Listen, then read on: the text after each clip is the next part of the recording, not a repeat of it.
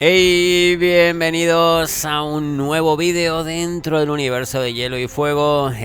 Siguiendo con la serie acerca de los sucesos de la Torre de la Alegría, sobre la verdadera identidad de Ser Arthur Dayne, la Espada del Amanecer, el más mortífero de los guardias reales encargados de proteger a Lyanna Stark en la Torre Redonda de Rhaegar Targaryen. Según el propio Eddard Stark, el mejor caballero que vio jamás, y lo cierto es que debió verlo en acción desde bastante cerca. Lo suficiente para comprobar cómo sus amigos norteños iban cayendo uno tras otro. El poder de la amistad está muy bien, pero cuando los mejores entran en acción, no hay nada que hacer. Arthur Dayne sobrevivió a la Torre de la Alegría y se esconde tras otro personaje, Mance Rayder, el rey más allá del muro. Esto lo tengo clarísimo y vamos a explicarlo como nunca, dando lugar a uno de los mayores plot twists en la historia de canción de Hielo y Fuego.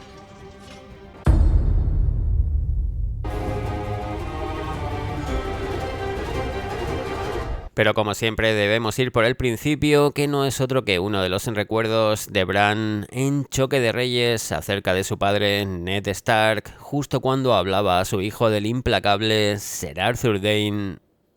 De pronto le vino a la mente algo que su padre le había contado cuando era pequeño. Le había preguntado a Lord Eddard si en la Guardia Real estaban de verdad los mejores caballeros de los 7 reinos. Ya no, fue la respuesta, pero en el pasado fueron una maravilla, una brillante lección para todo el mundo. ¿Y cuál era el mejor de todos? El mejor caballero que yo he visto jamás fue Ser Arthur Dayne, que luchaba con una espada llamada Albor, forjada en el corazón de una estrella caída. Lo llamaban Espada del Amanecer, y de no ser por Howland Reed, me habría matado. Entonces, su padre se había puesto triste y no quiso seguir hablando. Bran deseó con todas sus fuerzas haberle preguntado qué quería decir. Resulta evidente que al hablar de Ser Arthur Dayne, Ned inevitablemente se acordó de su hermana Lyanna Stark en su lecho de muerte y la promesa que éste le hizo. Pero lo que más llama la atención en las palabras del norteño es el pedestal en el que Ned sitúa a la Guardia Real de Aerys, una maravilla y una brillante lección para todos. O sea, unos caballeros impresionantes que jamás se dejarían derrotar ante 7 norteños piojosos, todo lo contrario a los espadas blancas de Robert Baratheon o el lamentable grupo que Jaime Lannister encontró a su regreso a Desembarco del Rey. La Guardia Real de Aerys, una maravilla de caballeros entre los que el mejor de todos fue Ser Arthur Dayne, incluso por delante de Barristan el Bravo, algo que Ned Stark pudo ver muy de cerca, demasiado cerca diría yo, tanto que de no ser por Howland Reed, le habría matado. Es decir, el poder de la amistad de Ned Stark se vino abajo desde el momento en que Dayne desenfundó su mandoble, la increíble Albor. Los espectros de Ned se situaron junto a él, con espadas de sombras en las manos. Eran 7 contra 3. Nuevamente hay que mencionar el detalle, y es que mientras los rostros de sus amigos norteños no eran más que sombras, unas caras que el norteño había terminado olvidando pese a jurar que nunca lo haría. Los rostros de los guardias reales seguían tan claros como siempre a pesar del tiempo transcurrido. Y es que supongo que fue muy difícil para Ned olvidar el destrozo de Arthur Dayne con sus amigos norteños, el mejor caballero que vio jamás. Y aquí la gran pregunta es, ¿cómo intervino exactamente el menudo lacustre para salvarle la vida a Ned Stark? ¿Atacando por la espalda a Dayne, como nos mostró la serie? ¿Utilizando sus poderes secretos de lacustre frente al guardia real? No parece probable. Lo que más me cuadra es que Howland Reed gritara algo que hizo que Dayne se detuviera. Algo relacionado con su juramento a Rhaegar Targaryen, su mejor amigo. Algo relacionado con Lyanna Stark y su hermano Ned. Así, tras la muerte de Lyanna, no cuesta imaginar que los 3 guardias reales y los 2 norteños supervivientes llegaran a un acuerdo respecto al hijo de Rhaegar. Resulta absurdo, por tanto, pensar en la versión de un joven Ned Stark venciendo a Arthur Dayne en un duelo con o sin intervención de Howland. Hablaban en susurros de Ser Arthur Dayne, la espada del amanecer, el más mortífero de los 7 caballeros de la Guardia Real de Aerys, y de cómo el joven señor de Invernalia lo había matado en combate singular. Y contaban cómo luego Ned llevó la espada de Ser Arthur a la hermosa y joven hermana de este, que lo guardaba en un castillo llamado Campo Estrella, a orillas del Mar del Verano. O sea, Ned Stark mató a Ser Arthur, provocando la posterior muerte de Lady Ashara, y como premio por regresar la espada a Campo Estrella, la casa Dayne tiene en un pedestal al norteño. Nada parece cuadrar aquí, hay demasiado buen rollo entre Lord Eddard y los Dayne, hasta el punto de que Edric Dayne, el sobrino de Ser Arthur, fue apodado Ned. Y como digo, todo por devolver una espada, ¿en serio? De hecho, era el propio Ned Dayne quien se lo contaba a Arya Stark. Era Jon a quien más echaba de menos. Solo con decir su nombre se ponía triste. ¿De qué conoces a Jon?, preguntó Arya. Es mi hermano de leche. ¿Tu hermano? Arya no entendía nada. Pero si tú eres de Dorne, ¿cómo puede ser de la misma sangre que Jon? Somos hermanos de leche, no de sangre. Cuando era pequeño, mi señora madre no tenía leche, así que Wylla tuvo que amamantarme. ¿Quién es Wylla?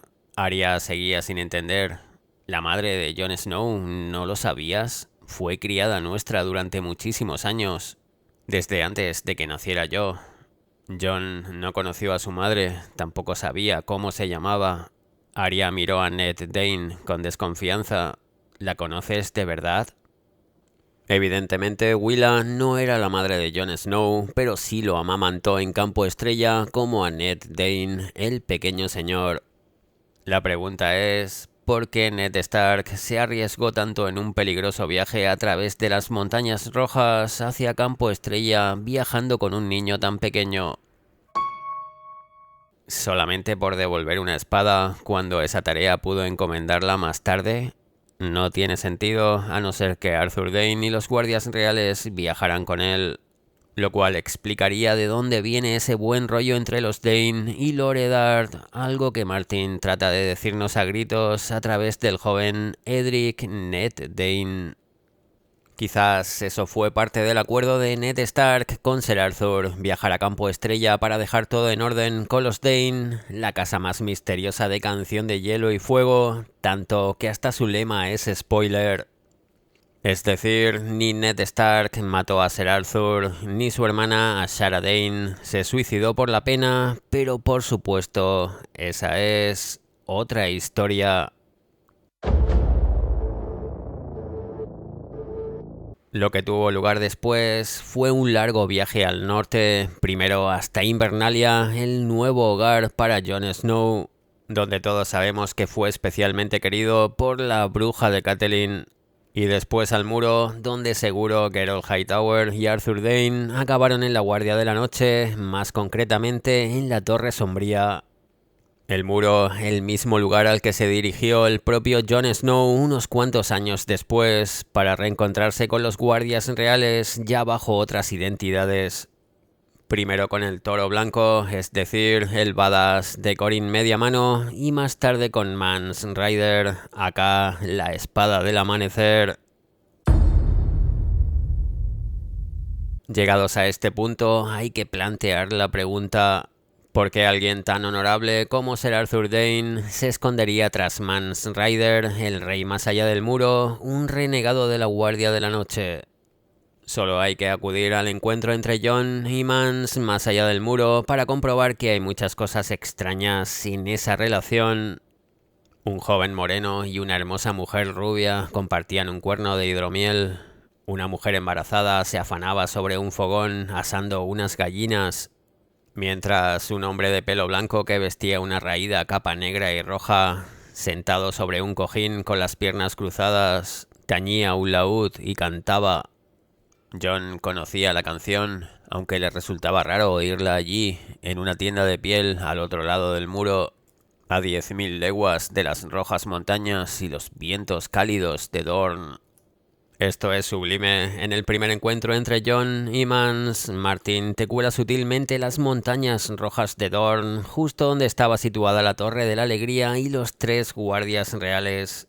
Y todo a través de una simple canción, La mujer del dorniense, cantada por un salvaje que para Jon ni siquiera tenía aspecto de salvaje. Jon se volvió, el bardo se puso de pie. «Soy Mance Rayder», dijo mientras dejaba el laúd a un lado. «Y tú eres el bastardo de Ned Stark, el nieve de Invernalia». Qué curioso que lo primero que haga Ryder sea reconocer a Jon, justo lo mismo que hizo Corin media mano en su primer encuentro con el bastardo. «Tú debes ser Jon Snow, te pareces mucho a tu padre. ¿Lo conocíais, mi señor?» «No soy ningún señor, solo un hermano de la Guardia de la Noche». «Sí, conocí a Lord Eddard y también a su padre». Así, tanto Corin como Mance ya conocían de antemano a Jon Snow. ¡Qué coincidencia más conveniente! Y justo aquí llega la descripción física de Ryder. El rey más allá del muro no tenía aspecto de rey, ni siquiera de salvaje. Era de mediana estatura, esbelto, de rasgos finos y ojos pardos, calculadores, con un largo cabello castaño que se había vuelto blanco casi por completo. Unos cuantos dicen que esto descarta a Ser Arthur como Mance, y ello porque no tiene los ojos violetas propios de los Dane, pero da la casualidad de que George R.R. Martin jamás ha descrito el físico no solo de Arthur Dane, sino de ninguno de los 3 guardias reales de Aerys. Ojos pardos, pelo castaño que se vuelve casi blanco. Todos los Dane deben tener los ojos de color violeta como los de Ashara o Estrella Oscura. ¿Acaso todos los Targaryen los tienen de ese color violeta? Queda muy claro que no. Mance Rayder, alguien que ya había visto al bastardo de Invernalia en varias ocasiones, como él mismo le contaba a Jon. «No, yo conocía tu rostro, lo había visto antes, 2 veces». Al principio no le vio la lógica, pero Jon le dio unas cuantas vueltas en la cabeza y lo entendió. «Cuando erais hermano de la Guardia». «Muy bien, sí, esa fue la primera vez. Era solo un niño y yo vestía el negro». «Era uno entre la docena que escoltaba al anciano Lord Comandante Corgael cuando fue a ver a tu padre en Invernalia. Yo paseaba por la muralla que rodeaba el patio cuando me tropecé contigo y con tu hermano Robb». Llama la atención el interés del joven Mance por visitar Invernalia y más todavía por fijarse sobre todo en Jon, supuestamente un insignificante bastardo de Ned Stark. Una primera visita esta sin problemas, ya que si Dane fuera Ryder no tendría nada que temer de Ned Stark al ser un hermano de la Guardia de la Noche. Pero esa no fue su única visita. ¿Cuál fue la segunda? «Cuando el rey Robert fue a Invernalia para nombrar mano a tu padre», respondió con celeridad el rey más allá del muro. «No puede ser». La incredulidad hizo que Jon abriera mucho los ojos. Pues sí, en esa ocasión Mance Rayder se infiltró en Invernalia vestido de bardo, y esa no sería la única vez, aprovechando que el gran salón de Invernalia estaba completamente abarrotado de gente tras la visita de Robert Baratheon al norte. Con nuevamente Jon Snow en el punto de mira, puesto que Mance recordaba perfectamente dónde estuvo sentado el bastardo esa noche. «¿Y visteis dónde me sentaba yo, Mance?». Se inclinó hacia adelante. «¿Visteis dónde pusieron al bastardo?». De esta manera, si Mance Rayder fuera Arthur Dane, el caballero más famoso del reino, ¿podría haber pasado desapercibido en Invernalia? Era un salón completamente abarrotado de gente, el mejor lugar para reconocer a un tipo vestido de bardo que llevaba muerto más de 15 años. Probablemente no, ya que dudo mucho que alguien esperara toparse con la espada del amanecer, y Ryder era demasiado astuto para acercarse demasiado a tipos como Ned Stark, Robert Baratheon, Barristan Selmy o Jaime Lannister. De hecho, ni siquiera el propio Jon Snow recordaba a un bardo sentado en la parte trasera del salón de Invernalia. Y aquí hasta el propio Mance reconocía que podría haber tenido serios problemas al ser un renegado de la Guardia de la Noche. «Si os hubieran descubierto, sabrían... Tu padre me habría cortado la cabeza», De hecho, justo como Ned Stark sentenciaba a los desertores entre los hermanos negros. Sin embargo, si algo estaba claro es que a Mance Rayder se le daba muy bien la infiltración y los cambios de identidad, cosa de la que hasta Jon Snow se dio cuenta. «Bael el bardo», dijo Jon, recordando la historia que Ygritte le había contado en los colmillos helados la noche que había estado a punto de matarla. «Me habría encantado serlo, no negaré que las hazañas de Bael el bardo han inspirado mis aventuras, pero no recuerdo haber secuestrado a ninguna de tus hermanas». Mance, incluso bromeando con secuestrar a las hermanas norteñas de Jon, tiene gracia cuando fue Ser Arthur Dayne quien acompañó en todo momento a su mejor amigo Rhaegar Targaryen en el falso secuestro de otra norteña, Lyanna Stark, la madre de Jon. Otra de las grandes aventuras de la Espada del Amanecer, pero esa es otra historia. Mance vestía de lana y cuero, y la única prenda de ropa que destacaba era la harapienta capa negra de lana, con largos remiendos de seda roja desteñida. Así era el propio Mance Rayder quien le contaba a Jon el motivo de su deserción en la Guardia de la Noche, un motivo que no era otro que esa capa negra y roja, con unos colores que nos resultan muy familiares. Según Ryder, en una expedición más allá del muro, un gato sombra le destrozó la capa y de paso el brazo y la espalda. Una salvaje le había salvado la vida y le había cosido los rotos de su capa con un poco de seda escarlata de Ashai. Una capa que la guardia no le había dejado conservar, de ahí que Ryder decidiera marcharse del muro regresando con el pueblo libre. Una capa de color negro y rojo me parece un guiño de Ser Arthur Dayne a su gran relación con el príncipe Rhaegar. De hecho, una relación tan estrecha que no es de extrañar que el Targaryen le contara a Arthur Dayne, su mejor amigo, todo lo que sabía acerca de la profecía del príncipe prometido y del gran enemigo, los otros. En realidad, un gran motivo para que alguien como la Espada del Amanecer marchara al muro, justo como hubiera querido Rhaegar, y para colmo, vistiendo una capa con los colores de la casa Targaryen, el guiño es brutal. ¿Cuál fue el verdadero motivo entonces de que Arthur Dayne abandonara la Guardia de la Noche? Queda claro que Mance Rayder no tardó en descubrir las miserias de la Guardia Nocturna y que sus hermanos negros no harían absolutamente nada por salvar al pueblo libre frente a la amenaza de los otros. De ahí que finalmente se situara del lado del más débil, justo lo que haría un gran caballero como la Espada del Amanecer, y es a partir de aquí cuando las similitudes entre Ryder y Dayne se disparan. Ser Arthur Dayne, algo más que un gran guerrero, un comandante no solo militar, sino también en la política, como demostró en la forma en que logró acabar con la famosa hermandad del Bosque Real. Algo que contaba Jaime Lannister en el libro Festín de Cuervos. Si queréis que os ayuden, antes tenéis que conseguir que os aprecien. Así lo consiguió Ser Arthur Dayne cuando cabalgó contra la hermandad del Bosque Real. Pagaba a los aldeanos la comida que tomábamos, planteaba sus querellas ante el rey Aerys, amplió las tierras de pasto en torno a sus pueblos y hasta les consiguió el derecho de talar cierto número de árboles al año y cazar unos pocos ciervos del rey en otoño. La gente de los bosques había confiado en Tywin para que la defendiera, pero Ser Arthur hizo por ella mucho más que la hermandad, y así se la ganó para nuestro bando. El resto fue sencillo. Eso contaba Jaime Lannister acerca de Dayne, mucho más que un guerrero brutal, todo un líder carismático. De hecho, algo muy similar a lo que hizo Mance Rayder a la hora de unir a un pueblo tan complicado y variopinto como el pueblo libre.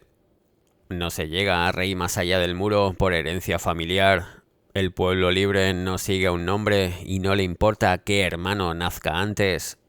Ellos siguen a los luchadores. Cuando dejé la Torre Sombría había 5 hombres que juraban que tenían madera de reyes. Tormund era uno de ellos, el Magnar otro.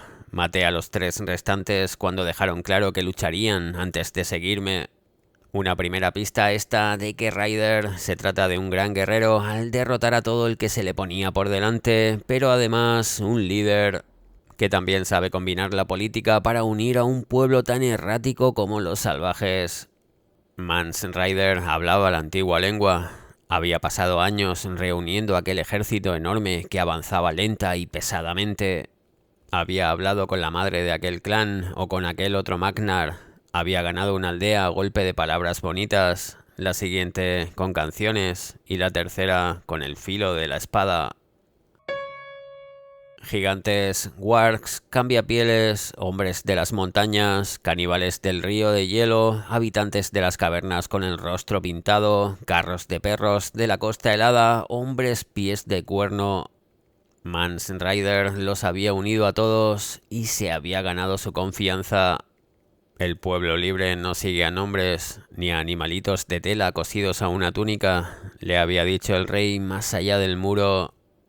No baila por unas monedas y poco importa qué ropa lleves, qué cargo representa una cadena o de quién seas nieto. Solo respetan la fuerza, respetan al hombre por sí mismo. Como veis, una forma muy parecida de actuar en ambos casos para alguien cuya misión era poner a salvo al pueblo libre del gran enemigo al otro lado del muro. Más todavía cuando la Guardia de la Noche no habría movido ni un dedo por los salvajes. Arthur Dayne, el mejor amigo de Rhaegar Targaryen, situado en el muro debido a la profecía, tiene todo el sentido del mundo, preparándose para la gran guerra, buscando artefactos mágicos. Más todavía cuando no había nadie que supiera tantas cosas del gran enemigo como Mance Rayder. Los otros se hacen más fuertes a medida que los días se acortan y las noches se vuelven más frías. Primero matan, después mandan a tus muertos contra ti.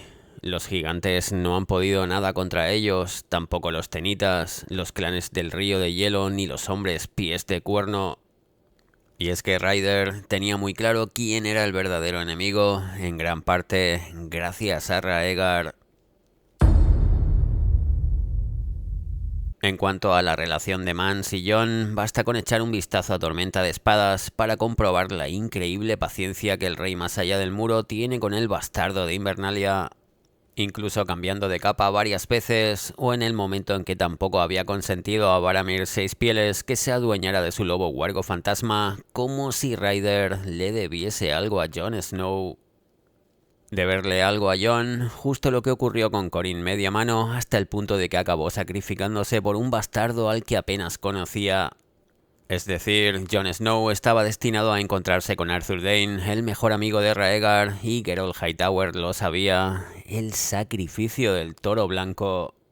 Mance Rayder y su indisciplinado ejército de salvajes, finalmente aplastados por Stannis Baratheon, y no es raro ya que Stannis es mucho Stannis.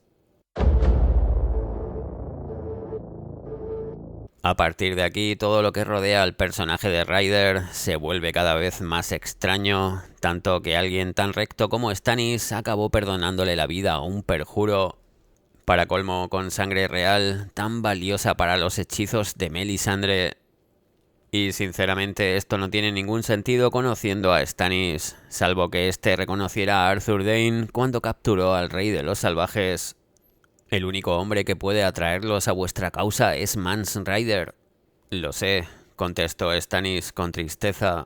He pasado horas hablando con él, lo sabe todo y mucho más de nuestro verdadero enemigo, y no cabe duda de que es un hombre astuto. Pero incluso si renunciase a ser rey, seguiría siendo un perjuro. Tras ello vino la performance de Melisandre, nunca mejor dicho eso de performance, en la cual se quemó a un falso rey más allá del muro. Es decir, Melisandre montó un show con casaca de matraca siendo entregado a las llamas con la apariencia de Ryder, mientras al verdadero Mance se le perdonaba la vida. ¿Estuvo Stannis al tanto de todo esto o fue cosa solo de Melisandre? Queda claro que Stannis lo sabía, más todavía cuando incluso se permitió bromear con Jon Snow acerca del asunto. «Tengo un regalo para vos, Lord Snow». Stannis hizo un gesto con la mano hacia casaca de matraca. Él... «Dijisteis que necesitabais hombres, Lord Snow, y el Señor de los Huesos es tan hombre como el que más», intervino Lady Melisandre con una sonrisa. Stannis, alguien que pasó horas hablando con Mance Rayder, un perjuro, un renegado y al que después perdonó la vida para incorporarlo inmediatamente a su plan en el norte. Sí, Stannis reconoció a Arthur Dayne, no me cabe la menor duda, con el que seguro se puso al día hablando durante horas. De ahí que montara todo ese show con Melisandre en el que mataba a 2 pájaros de un tiro. Sacrificar a un falso Mance Rayder ante el pueblo libre mientras obtenía una nueva y valiosa arma. Ser Arthur Dayne. Mance Rayder, alguien pues que se ocultaba tras otro salvaje, el infame casaca de matraca al que realmente sacrificó Stannis. Todo gracias a los poderes de Melisandre, fue así como el rey más allá del muro se enfrentó de incógnito a Jon Snow en combate singular.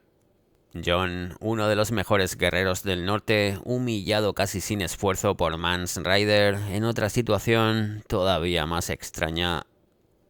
Jon Snow, que incluso se entrenaba contra 3 oponentes a la vez, cuando apareció otro adversario, casaca de matraca, acá Mance Rayder de incógnito. El salvaje tiró a un lado el escudo que le ofrecía Caballo y en cambio pidió un espadón. «Qué sonido más agradable», dijo mientras cortaba el aire con él. «Revolotea hasta aquí, Snow, y verás cómo tus plumas salen volando». O sea, Mance Rayder pidió luchar con un espadón, un arma muy poco común para el combate singular, tanto que los guerreros que lo hacían en Poniente se podían contar con los dedos de una mano. Y para colmo, al empuñarlo, Ryder sentía como una especie de añoranza por el pasado. «Qué sonido más agradable», dijo mientras cortaba el aire con él. Algo que no tendría especial importancia si Mance no se hubiera destapado como un guerrero brutal, capaz de manejar el espadón casi como si hubiera nacido con él. En circunstancias normales, el mandoble debería ser mucho más difícil de manejar que la espada larga de Jon, pero el salvaje lo blandía con una velocidad vertiginosa. Y esto no era precisamente normal. Se cansará pronto, tiene que cansarse pronto, pero Mance no se cansaba, todo lo contrario. Ese monstruo no lleva escudo, se recordó, y esa espada es demasiado pesada para parar golpes. Debería asestarle 2 por cada uno que me da a mí, pero no lo conseguía. Es demasiado fuerte y rápido, comprendió, y ese mandoble le da todo el peso y el alcance que necesita. Un momento, ¿qué estaba pasando aquí? Jon estaba luchando frente a un guerrero brutal, una auténtica bestia en el combate singular, cuya arma favorita era el espadón. Algo muy extraño para un salvaje que supuestamente se había criado en la Guardia de la Noche, cuando en la Guardia no se entrenaba con espadones. Y digo supuestamente ya que era Corin Mediamano, otro guerrero impresionante, el que le contaba la historia de Mance Rayder a Jon Snow. «¿Por qué desertó?», preguntó Jon. «Unos dicen que por una chica, otros que por una corona. A Mance le gustaban las mujeres, sí, y no era hombre que doblara la rodilla con facilidad. Pero no fue únicamente por eso, le gustaba la espesura más que el muro, lo llevaba en la sangre. Nació salvaje, lo capturaron de niño cuando pasaron por la espada a un grupo de salvajes. Cuando se marchó de la Torre Sombría, lo que estaba haciendo era volver a su hogar». Qué conveniente que fuera Corin Mediamano el que contara la historia de Mance Rayder y nadie más lo haga en toda la saga. Mance era igual, jamás aprendió a obedecer. Jamás aprendió a obedecer. Tiene gracia que esto lo diga Mediamano. Acá, Ser Gerold Hightower, el Lord Comandante de la Guardia Real de Aerys, que lo único que hizo en este pasaje fue describir el carácter rebelde de Ser Arthur Dayne, alguien que seguramente no llevó bien lo de los votos en la Guardia Real, como tampoco lo llevó bien en la Guardia de la Noche, alguien a quien según el Toro Blanco le gustaban las mujeres y no era hombre que doblara la rodilla con facilidad. Justo la misma frase que soltó Arthur Dayne en la Torre de la Alegría. «Bajé a Bastión de Tormentas para levantar el asedio», les dijo Ned. Lord Tyrell y Lord Redwine rindieron sus pendones y todos sus caballeros se arrodillaron para jurarnos lealtad. Estaba seguro de que os encontraría entre ellos. «No nos arrodillamos tan fácilmente», señaló Ser Arthur Dayne. No nos arrodillamos, la frase que utiliza sistemáticamente Mance Rayder con el pueblo libre. ¿Las leyes de quién? ¿Las de Invernalia y desembarco del rey? Mance se echó a reír. Cuando queramos leyes, ya nos haremos las nuestras. También puedes quedarte con tu justicia del rey y con sus impuestos. Te ofrezco el cuerno, no nuestra libertad. No nos arrodillaremos ante vosotros. Mance Rayder, el salvaje que no tenía aspecto de salvaje, el guerrero brutal, el líder carismático, con un carácter muy dorniense, de hecho hasta cantaba canciones de dornienses, que finalmente se infiltraba por tercera vez en Invernalia, en esta ocasión dentro del plan de Stannis y Melisandre, bajo otra identidad, como el bardo Abel, es decir, Bael el bardo, dejando muy claro que los cambios de identidad, las historietas, los anagramas y los nombres falsos son lo suyo, que es justo lo que es Mance Rayder, otro nombre falso. Qué curioso que ningún otro salvaje tenga un nombre y apellido, solo el rey más allá del muro, Mance Rayder, un nombre con cuyas letras casi se puede formar otro nuevo, Arthur Dayne. Un tipo que si se aficionó tanto a la música, seguro que fue por su gran proximidad al príncipe Rhaegar Targaryen, del cual le llegó toda la información acerca de la profecía. Stannis, Melisandre, Mance Rayder, los tres en el mismo barco intentando involucrar a Jon Snow y los salvajes en los planes del Baratheon para el norte, recuperando Invernalia y planeando la gran batalla contra los otros, el gran enemigo, todo a través de la carta rosa, la carta falsa de Ramsay Bolton, pero esa es otra historia.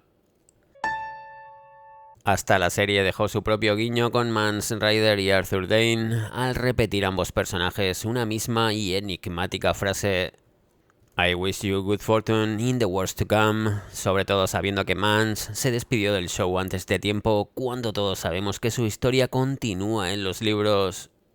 Y yo no me preocuparía mucho por la suerte de Mance Rayder con los Bolton en Invernalia, si este personaje ha llegado hasta aquí, incluso perdonado por Stannis Baratheon, es porque simplemente esconde algo muy gordo.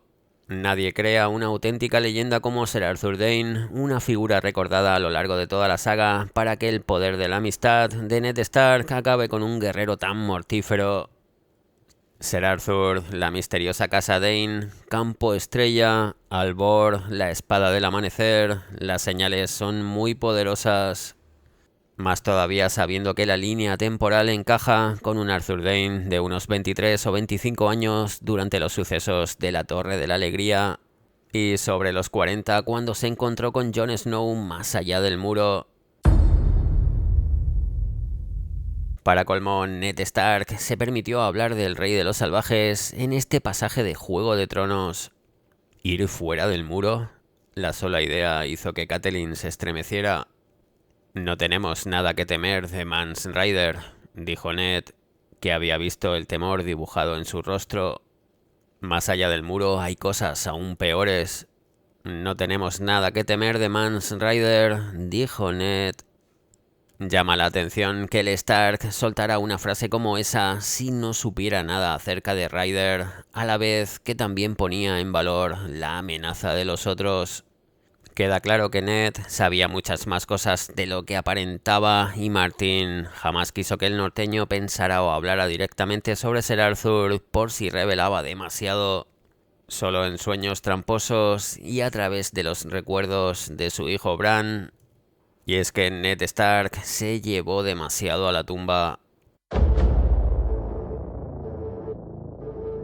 Como veis, todo lo relacionado con Mance es muy extraño, como el hecho de que nunca coincidiera con Benjen Stark, a pesar de que ambos fueran grandes exploradores de la Guardia de la Noche. Los más indicados para estar al tanto de la gran amenaza, algo de lo que también hablaba Osha la Salvaje. Mance cree que puede luchar, es un encanto, pero tan testarudo. Como si los caminantes blancos no fueran más que exploradores. ¿Qué sabrá él? Se llena la boca diciendo que es el rey más allá del muro, pero no es más que otro cuervo viejo que huyó de la Torre Sombría. Nunca ha probado el invierno. Yo nací allí arriba, chico, igual que mi madre. Nunca ha probado el invierno, dice Osha. ¿No habíamos quedado en que Mance Rider había nacido salvaje? Corin Mediamano se lo inventó, 2 hermanos juramentados en la Torre Sombría y 2 hermanos juramentados en la Guardia Real, ambos con un carácter muy diferente. ¿Fueron reconocidos el Toro Blanco y la Espada del Amanecer en la Guardia de la Noche? Puede que sí o puede que no, pero no cabe duda de que un Lord Comandante dorniense pudo ayudar a que ambos se establecieran sin mayores problemas en la Torre Sombría. Tanto que Mance ni siquiera coincidió jamás con alguien como Benjen Stark. El salvaje se sacó la mugre de las uñas con la punta del puñal. He cantado canciones, he luchado en combates, he bebido el vino del verano y me he acostado con la mujer del dorniense. Hay que morir como se ha vivido, y para mí eso es con el acero en la mano. El vino del verano, la mujer del dorniense, extrañas palabras para un salvaje criado en la Guardia de la Noche. Arthur Dayne es Mance Rider, lo tengo clarísimo, solo hay que seguir esperando a que Martin resucite a la leyenda. Todo un maestro en la infiltración y los cambios de identidad. El mejor amigo de Raegar, situado en el muro debido a la profecía, un guerrero impresionante y un líder carismático, capaz incluso de meterse a Stannis Baratheon en el bolsillo. El mejor apoyo para Jon Snow, alguien que pase lo que pase, no se arrodillará tan fácilmente.